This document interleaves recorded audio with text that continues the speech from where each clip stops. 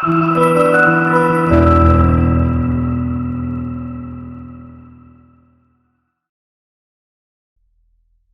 Friends, welcome to Scientech biology. आज के इस वीडियो में मैं एनीमिया के बारे में डिस्कस करने वाला हूँ।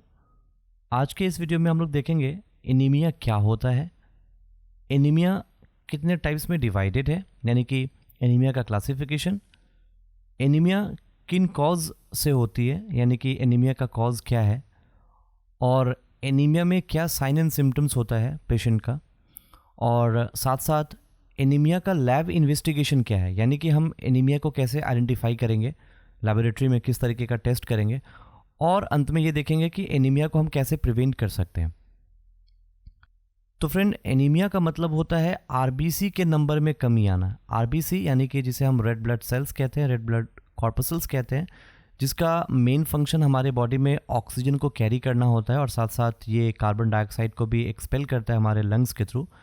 तो अगर हमारे ब्लड में आरबीसी की डेफिशिएंसी हो जाती है या फिर अगर हेमोग्लोबिन की डेफिशिएंसी हो जाती है, क्योंकि हेमोग्लोबिन जो है वो आरबीसी के भीतर ही रहता है, तो इन दोनों केस को, यानी कि हेमोग्लोबिन डेफिशिएंसी या फिर आरबीसी की डेफिशिएंसी को हम एनीमिया कहते हैं।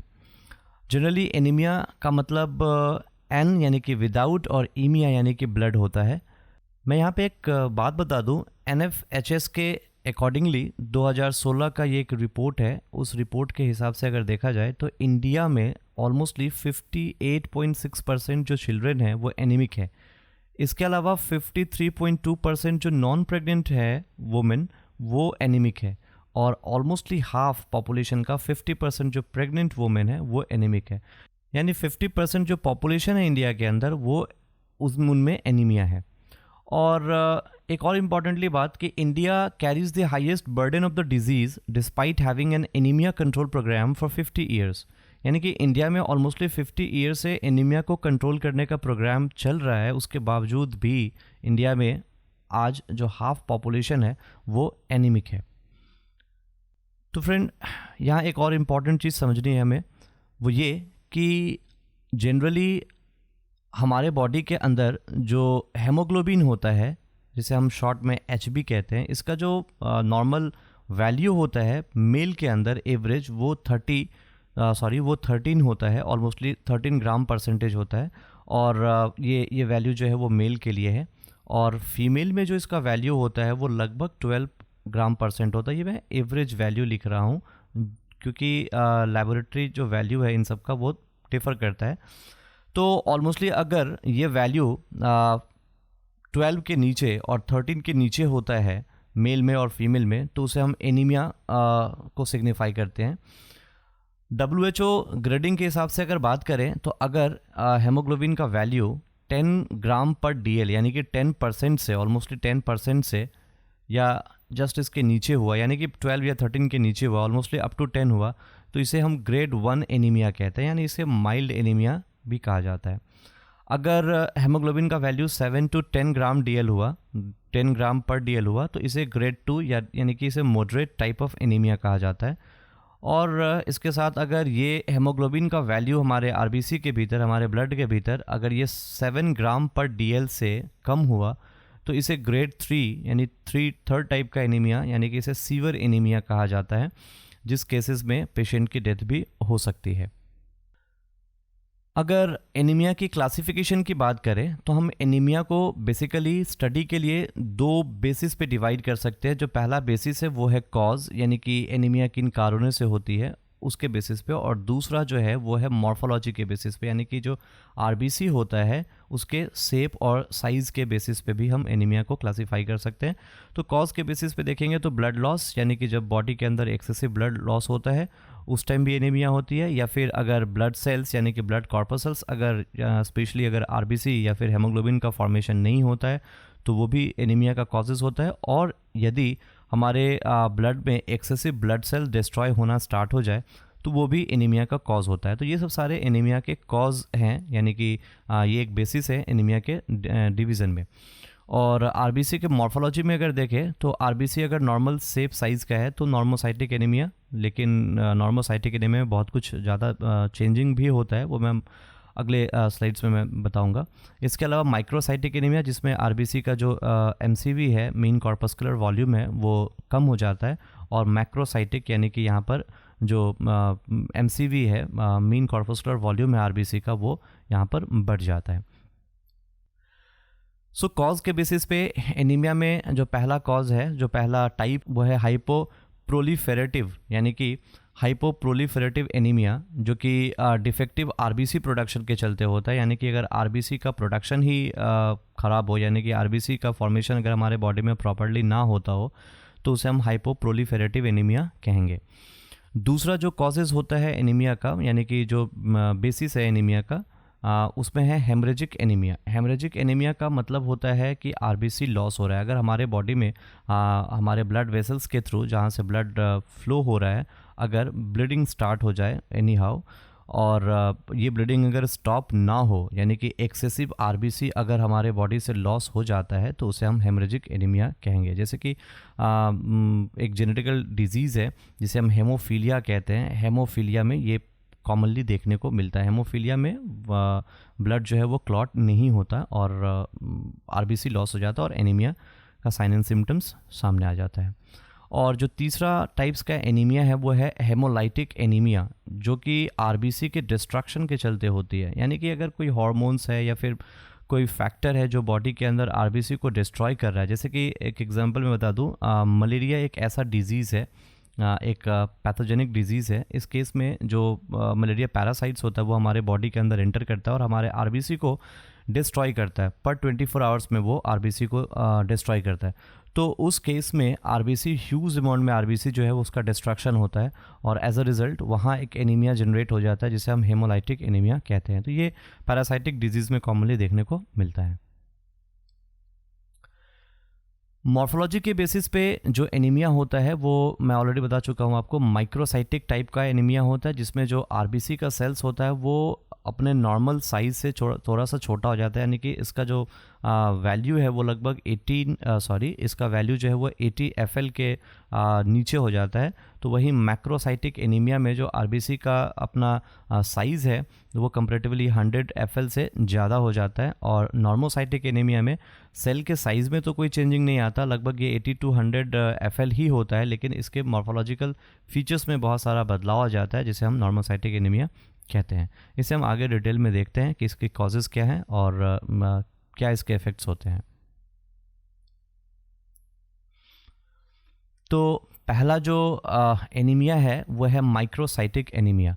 Microcytic anaemia generally iron deficiency anaemia होता है। यानी कि आयरन के डेफिशिएंसी से अगर हमारे ब्लड के अंदर आयरन का अमाउंट कम है, या फॉर एग्जांपल लेट कर लीजिए कि डाइट के थ्रू अगर हम प्रॉपर आयरन नहीं ले रहे हैं, तो जिसके कारण से आरबीसी का फॉर्मेशन प्रॉपरली नहीं होता, या फिर आरबीसी फॉर्मेशन होता है लेकिन वो इनफेक्टिव फॉर्मेशन होता है, तो ये एक मेन कॉजेज़ होता है माइक्रोसाइटिक एनीमिया का। यानी कि iron deficiency anaemia microcytic anaemia ही है।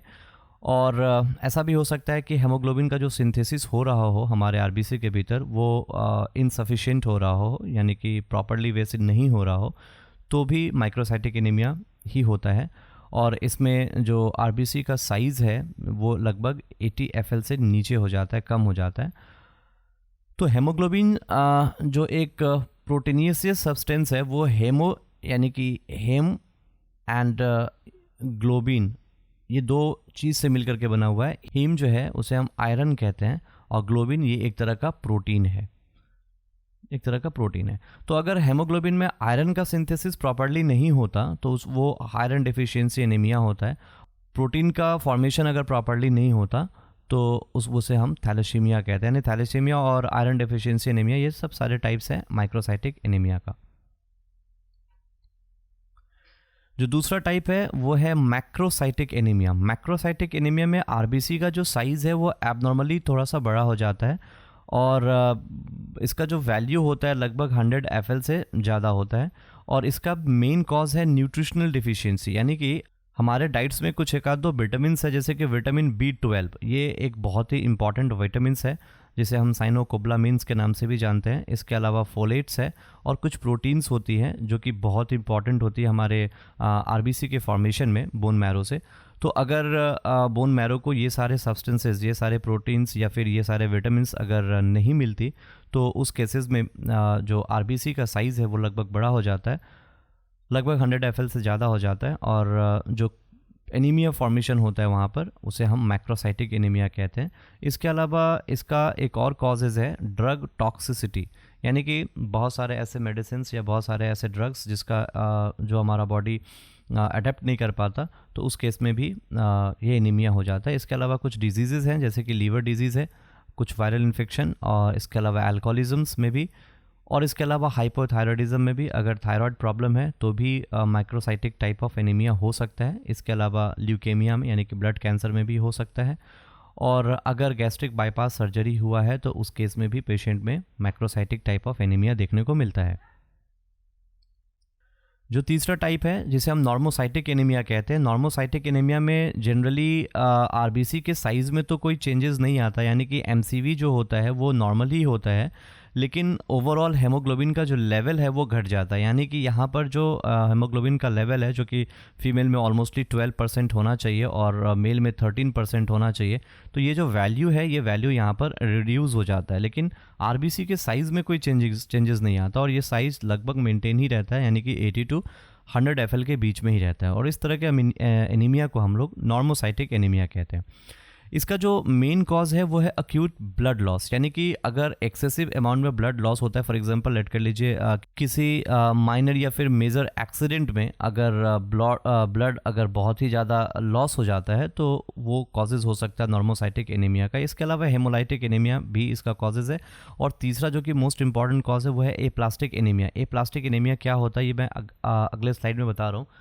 Aplastic anaemia generally bone marrow जहाँ से आरबीसी का फॉर्मेशन होता है, जहाँ से ब्लड का फॉर्मेशन होता है, अगर बोन मैरो प्रॉपरली फंक्शन नहीं करता, यानी कि बोन मैरो में प्रॉब्लम होने से एप्लास्टिक एनीमिया होता है। अब अगर एनीमिया के कॉज की बात करें, यानी कि एनीमिया किन कारणों से होती है, तो जनरली एनीमिया का दो कॉज जो कि सबसे ज़्यादा इम्पॉर्टेंट है वो है, पहला वो है आयरन डेफिशिएंसी, यानी कि अगर हमारे बॉडी में, हमारे डाइट में आयरन का डेफिशिएंसी हो, और दूसरा विटामिन B12, इसके साथ साथ फोलेट, यानी कि अगर ये दो चीज़ की कमी हो हमारे ब्लड में तो एनीमिया का होना लगभग तय है। और इसके अलावा और भी बहुत सारे कॉजेज़ हैं, जिसमें जैसे कि एक्सीडेंट जहाँ पर एक्सेसिव ब्लीडिंग हो जाता है, या फिर कुछ ऐसे जेनेटिकल डिजीज़ हैं जहाँ पर एनीमिया होता है। तो आइए यहाँ पर देखते हैं। जो पहला कॉज है वो है diet lacking in vitamin B12, यानी कि अगर विटामिन B12 आपके डाइट में नहीं है तो एनीमिया हो सकता है, और अगर विटामिन B12 की डेफिशिएंसी से एनीमिया होती है तो उसे हम पर्नीशियस एनीमिया के नाम से जानते हैं। इसके अलावा अगर आपके डाइट में फोलिक एसिड नहीं है, यानी कि फोलेट नहीं है, तो भी आपको एनीमिया हो जाएगा, और उसे हम फोलेट डेफिशिएंसी एनीमिया के नाम से जानेंगे। इसके अलावा जो तीसरा कॉजेज़ है एनीमिया का, उसमें यह है कि inherited blood disorder like sickle cell anaemia या फिर थैलासीमिया, जहाँ पर हेमोग्लोबिन का प्रॉपर फॉर्मेशन नहीं हो पाता, या फिर आरबीसी, जनरली हमारा आरबीसी इस शेप का होता है, और अगर सिकल सेल एनीमिया हो तो यानी कि हमारा आरबीसी कुछ इस टाइप का, इसे हम सिकल सेल आरबीसी या सिकल आरबीसी के नाम से जानते हैं। तो अगर आरबीसी का साइज़ रिड्यूस होकर के ऐसा कुछ हो जाता है, हाफ मून सेफ हो जाता है, तो उसे सिकल सेल एनीमिया कहते हैं, और ये भी एक जेनेटिकल डिसऑर्डर है, डिजीज़ है, जो कि एनीमिया के कॉजेज़ में आता है। इसके अलावा और कॉजेज़ अगर देखें तो फॉर एग्जांपल लेट कर लीजिए कि जैसा कि मैंने बताया कि कुछ पैरासाइटिक डिजीज़ में लाइक मलेरिया में जो आरबीसी है वो डिस्ट्रॉय होना स्टार्ट हो जाता है, जिसके कारण से भी ब्लड सेल्स जो है, यानी कि आरबीसी जो है वो डिस्ट्रॉय होता है, और एनीमिया का कॉजेज़ हो सकता है। इसके अलावा कुछ क्रोनिक कंडीशन है, यानी कि कुछ डिजीज़ हैं जहाँ पर हार्मोन्स या कुछ फैक्टर या कुछ प्रोटीन्स जो कि हमारे बॉडी में है वो आरबीसी का फॉर्मेशन नहीं होने देता, जैसे कि फॉर एग्जांपल हाइपरथायरॉयडिज्म देख लीजिए, या फिर हाइपरथायरॉयडिज्म देख लीजिए, हाइपरथायरॉयडिज्म या फिर हाइपोथायरॉयडिज्म। इसके अलावा कुछ एडवांस किडनी या फिर रीनल डिसऑर्डर ले लीजिए। इन सारे केसेस में जो है एनीमिया लगभग फिक्स्ड होता है। और इसके साथ साथ अल्सर्स में, हेमोरॉइड्स में और गैस्ट्रोटाइटिस में भी ये प्रॉब्लम्स देखने को मिलती है। एनीमिया की डायग्नोसिस की बात करें, यानी कि एनीमिया को आइडेंटिफाई करने की बात करें तो इसका जो सबसे कॉमन सा चीज़ है जिससे हम एनीमिया को पता लगा सकते हैं वो है सीबीसी यानी कि कंप्लीट ब्लड काउंट टेस्ट। यानी कि ये जो टेस्ट है सीबीसी टेस्ट जो है उसमें हम आरबीसी के पूरे मॉर्फोलॉजी के बारे में देख लेते हैं, यानी कि एमसीवी के बारे में हमें पता चल जाता है, हेमोग्लोबिन के काउंट के बारे में पता चल जाता है, आरबीसी का जो अपना नॉर्मल वैल्यू है उसके बारे में पता चल जाता है। यानी एवरीथिंग हम यहाँ से सीबीसी टेस्ट से पता कर सकते हैं और यहाँ से पेशेंट के बारे में यानी कि उसके ब्लड हिस्ट्री को देख करके, उसके ब्लड रिपोर्ट को देख करके हम एनीमिया को आइडेंटिफाई कर सकते हैं। इसके अलावा भी पेशेंट का जो इवैल्यूएशन है यानी कि पेशेंट का जो हिस्ट्री है उसके थ्रू भी हम एनीमिया का पता लगा सकते हैं और जनरली उसका जो मेडिकल हिस्ट्री या फिर फिजिकल एग्जाम है उसके थ्रू भी हम एनीमिया का पता लगा सकते हैं। तो ये 3 जो है वो एनीमिया का डायग्नोसिस है, लेकिन इसमें सीबीसी जो है वो सबसे इम्पॉर्टेंट है। लैब टेस्ट की बात करें एनीमिया को आइडेंटिफाई करने के लिए तो फिर से वही बात, सीबीसी जो है वो सबसे इम्पॉर्टेंट टेस्ट है। इसके अलावा हम स्टूल हेमोग्लोबिन टेस्ट भी कर सकते हैं जहाँ पर हेमोग्लोबिन का अमाउंट जो है वो हम मेजरमेंट करते हैं, या फिर हमारे बॉडी में यानी कि हमारे ब्लड में आयरन के लेवल को भी मेजरमेंट कर सकते हैं, या फिर ट्रांसफेरिन लेवल को या फिर फेरेटिन लेवल को भी मेजरमेंट कर सकते हैं एनीमिया को पता लगाने के लिए, या फिर विटामिन B12, फोलेट और इसके साथ साथ हेमोग्लोबिन के अमाउंट को भी पता लगा सकते हैं, इसके वैल्यू को, जिससे एनीमिया का जो एनीमिया को सिग्निफाई करता है। या फिर बोन मैरो बायोप्सी भी करते हैं जहाँ पर अगर ऐसा लगता है कि बोन मैरो में प्रॉब्लम है तो इसके बायोप्सी से भी हम पता लगा सकते हैं कि एनीमिया है या नहीं है। साइन एंड सिम्टम्स में एनीमिया का वैसे तो बहुत ही important sign and symptoms anaemia में देखने को मिलता है, जैसे कि स्पेशली एनीमिया का मतलब आरबीसी का डिस्ट्रक्शन है यानी कि हेमोग्लोबिन का डिस्ट्रक्शन है। तो उस केसेस में जो पेशेंट है वो पेशेंट प्रॉपरली तरीके से ऑक्सीजन नहीं ले पाएगा, यानी कि उसके बॉडी में ऑक्सीजन डेफिशिएंसी हो जाएगा, हाइपोक्सिया होने का चांसेस बढ़ जाता है। इसके साथ साथ नोजिया भी हो सकता है, वोमिटिंग भी हो सकता है, माइल्ड फीवर भी हो सकता है। लेकिन जो इम्पॉर्टेंट सिम्टम्स या फिर साइन आता है एनीमिया के अंदर उसमें सबसे पहला जो है वो ब्रिटल नेल्स है। ब्रिटल नेल्स का मतलब क्या होता है, कुछ इस तरीके का नेल का फॉर्मेशन हो जाना, यानी कि यहाँ पर जो आपका नेल है वो लगभग ड्राई हो जाएगा और रफ हो जाएगा, इस तरीके का नेल फॉर्मेशन हो जाएगा। ये शायद एक साइन है आपके एनीमिया होने का। इसके अलावा कोइलोनिकिया भी है जिसमें आपका जो नेल होता है वो स्पून शेप का हो जाता है, कुछ इस तरीके का स्ट्रक्चर फॉर्मेशन हो जाता है और ये भी एक साइन है एनीमिया होने का।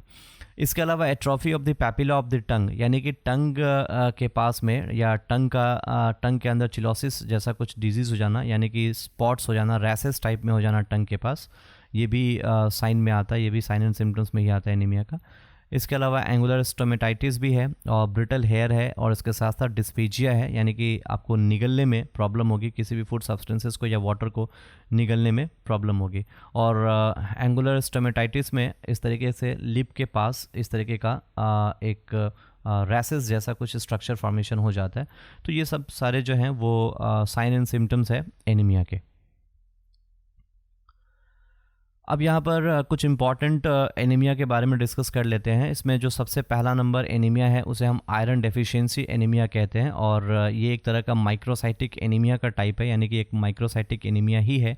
और इसका जो मेन कॉजेज़ है वो है आयरन डेफिशिएंसी इन डाइट, और ख़ास करके ये बच्चों में और प्रेग्नेंट लेडी में बहुत ही ज़्यादा होता है। तो अगर देखा जाए इंडिया के भीतर तो 2 तरह का एनीमिया ही बहुत ज़्यादा फैला हुआ है। पहला जिसे हम आयरन डेफिशिएंसी एनीमिया कहते हैं और दूसरा जिसे हम फोलेट डेफिशिएंसी एनीमिया कहते हैं, यानी कि डाइटरी फाइबर यानी कि डाइट के चलते ही एनीमिया मेनली इंडिया के अंदर होता है। इसमें जो कॉजेज़ है वो पहला है insufficient iron supply at birth. अगर बच्चों को बर्थ के टाइम में या बर्थ के बाद अगर प्रॉपर तरीके से आयरन ना मिले, या फिर जब वो बच्चे फीटस के भीतर होती है या होता है उस टाइम अगर मदर को प्रॉपरली आयरन ना मिले तो एनीमिया हो सकता है। इसके अलावा अगर एनी हाउ जेनेटिकली अगर आयरन का एब्जॉर्प्शन बॉडी में ठीक से नहीं हो रहा है तो भी इस तरह का एनीमिया हो सकता है, या फिर ब्लड लॉस भी एक मेन कॉजेज़ है इस तरह के एनीमिया का होने का। जो दूसरा एनीमिया है जिसे हम लोग मेगालोब्लास्टिक एनीमिया कहते हैं। मेगालोब्लास्टिक एनीमिया का मतलब होता है विटामिन B12 डेफिशिएंसी या फिर फोलिक एसिड के डेफिशिएंसी से होने वाला ये एक एनीमिया है, और इसे हम एक मैक्रोसाइटिक टाइप ऑफ एनीमिया भी कहते हैं। और ये जो मेगालोब्लास्टिक एनीमिया है ये फर्दर 2 टाइप्स में डिवाइडेड है। पहला जिसे हम पर्नीशियस एनीमिया कहते हैं, जिसका मेन कॉज होता है विटामिन B12 का डेफिशिएंसी, और जो दूसरा है उसे हम फोलेट डेफिशिएंसी एनीमिया कहते हैं, यानी कि यहाँ पर फोलेट या फिर फोलिक एसिड का डेफिशिएंसी हो जाता है डाइट में। तो ये जो दोनों टाइप है वो मेगालोब्लास्टिक एनीमिया का ही टाइप है। जो तीसरा इसी के भीतर मेगालोब्लास्टिक एनीमिया के भीतर ही जो पहला एनीमिया जिसे हम पर्नीशियस एनीमिया कहते हैं, तो पर्नीशियस एनीमिया का मतलब होता है प्रॉपरली तरीके से अगर आपका डाइजेस्टिव सिस्टम या फिर आपका इंटेस्टाइन विटामिन B12 को सिंथेसाइज नहीं कर पा रहा है, यानी कि अब्जॉर्ब नहीं कर पा रहा है किसी रीज़न से, तो पर्नीशियस एनीमिया हो सकता है। और ख़ास करके इसका जो मेन रीज़न होता है वो ये ऐसा होता है कि हमारे इंटेस्टाइन में एक फैक्टर होता है जिसे हम कैसल इंट्रिंसिक फैक्टर के नाम से जानते हैं। कैटल इंट्रिंसिक फैक्टर, अगर ये फैक्टर आपके इंटेस्टाइन में एब्सेंट है तो प्रॉपरली तरीके से विटामिन B12 का एब्जॉर्प्शन नहीं हो पाएगा और पर्नीशियस एनीमिया हो जाएगा। क्योंकि विटामिन B12 जो है वो आरबीसी के फॉर्मेशन में हेल्प करता है बोन मैरो को, और इस टाइप का जो एनीमिया होता है वो लगभग इसमें आरबीसी जो है वो बड़ा हो जाता है, यानी कि कंपैरेटिवली साइज़ में। और जैसा कि हम जानते हैं कि आरबीसी का जो लाइफ स्पैन है वो 120 डेज़ है, तो इस केस में आरबीसी जो है वो 120 डेज़ से पहले ही डिस्ट्रॉय हो जाता है, यानी कि इसका जो लाइफ एक्सपेक्टेंसी है आरबीसी का वो रिड्यूस हो जाता है इस टाइप के एनीमिया में। और जो इसी का दूसरा टाइप्स था जिसे हम फोलेट डेफिशिएंसी एनीमिया कहते हैं, इसमें फोलिक एसिड के डेफिशिएंसी से एनीमिया होता है, या फिर अगर हमारे ब्लड के अंदर फोलेट यानी कि फोलिक एसिड का अमाउंट रिड्यूस हो जाए तो इस टाइप का एनीमिया का फॉर्मेशन होता है।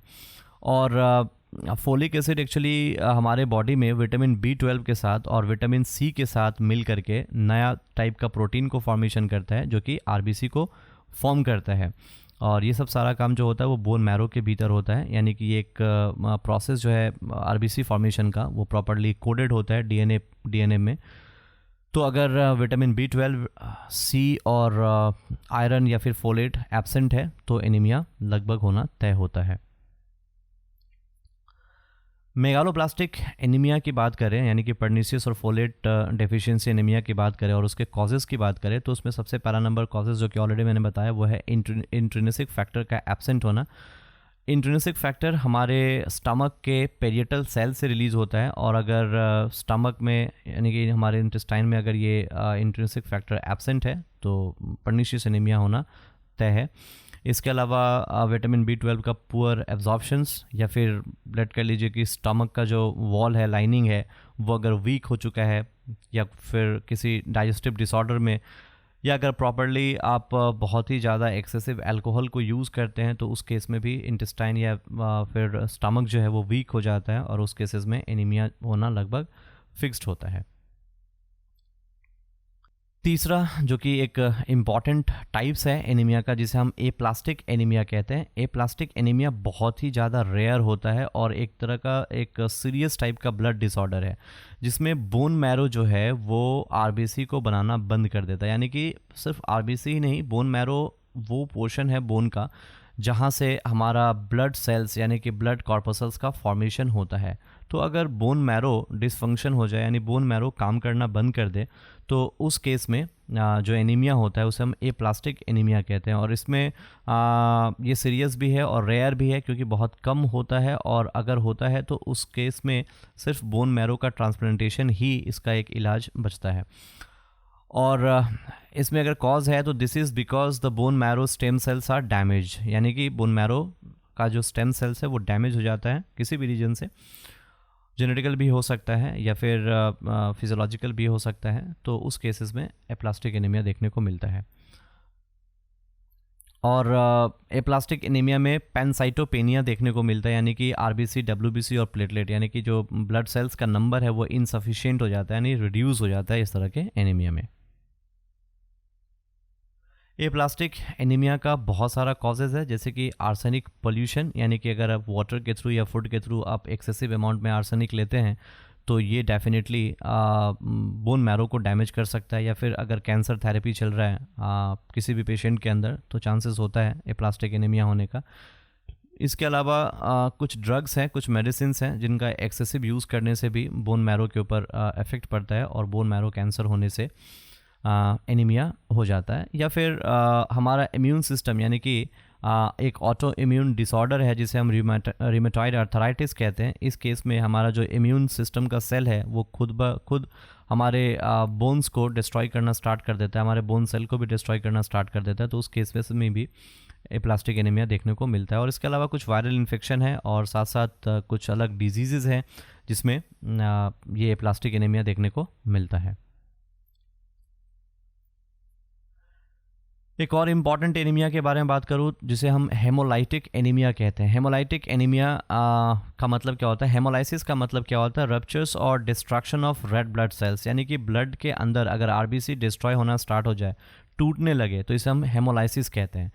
तो इस तरीके से अगर ब्लड टूटता है किसी भी रीज़न से और ब्लड के भीतर जो आरबीसी है वो अगर ब्रेकडाउन होता है और जिसके चलते आरबीसी का जो नंबर है वो ब्लड के अंदर कम हो जाता है, तो ऐसे कंडीशन को हम हेमोलाइटिक एनीमिया कहते हैं।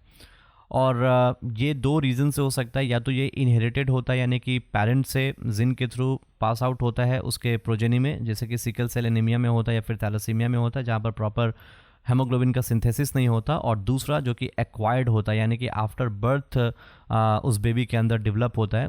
बहुत सारे डिजीज़ के रीज़न से हो सकता है, बहुत सारा फैक्टर या फिर बहुत सारा कंडीशन हो सकता है हेमोलाइटिक एनीमिया का।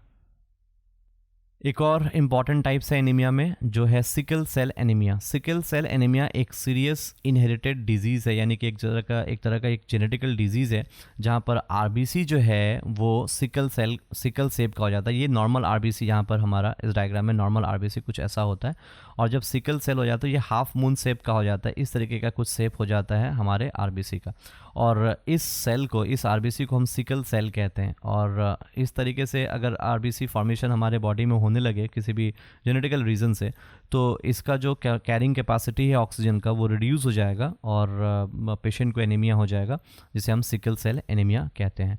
और इसका मेन कॉजेज़ हेमोग्लोबिन के जिन के अंदर म्यूटेशन को माना जाता है। अगर एनीमिया की प्रिवेंशन की बात करें, यानी कि एनीमिया को कैसे प्रिवेंट किया जाना चाहिए, एनीमिया को हम कैसे प्रिवेंट कर सकते हैं, तो इसमें जो सबसे इम्पॉर्टेंट पॉइंट है वो है हेल्दी डाइट और हेल्दी लाइफस्टाइल। ये सबसे इम्पॉर्टेंट फैक्टर होता है एनीमिया या फिर किसी भी डिजीज़ से बचने के लिए। हेल्दी डाइट यानी कि जैसे कि आपको मालूम चली गया होगा कि आयरन या फिर फोलिक एसिड या फिर विटामिन सी, ये सब बहुत ही इम्पॉर्टेंट विटामिन्स है और बहुत ही इम्पॉर्टेंट फैक्टर है हमारे फूड के अंदर जो होना चाहिए। और इसके साथ साथ जो भी कार्बोहाइड्रेट, प्रोटीन, फैट और इवन अदर जो भी मिनरल्स और वाइटामिन्स है उनका एक प्रॉपर एक डाइट चार्ट होना चाहिए, जिससे कोई भी पेशेंट अपने एनीमिया को ओवरकम कर सकता है या फिर एनीमिया से प्रिवेंट खुद को कर सकता है। इसके अलावा हमें डॉक्टर्स को रेगुलरली दिखाना चाहिए, यानी कि चेकअप करवाना चाहिए, और साथ साथ सीबीसी काउंट जो है, सीबीसी जो टेस्ट है वो एक रूटीन को फॉलो करना चाहिए, जिससे कि हमें एनीमिया है या नहीं ये हमें मालूम चलता रहेगा। होप कि आपको ये वीडियो पसंद आया होगा। अगर आपको ये वीडियो पसंद आती है तो काइंडली इसे शेयर करें, और ऐसे ही इन्फॉर्मेटिव वीडियोस को देखने के लिए हमारे चैनल को सब्सक्राइब करना ना भूलें। तो फिर मिलते हैं फिर एक नए वीडियो के साथ, तब तक के लिए गुड बाय।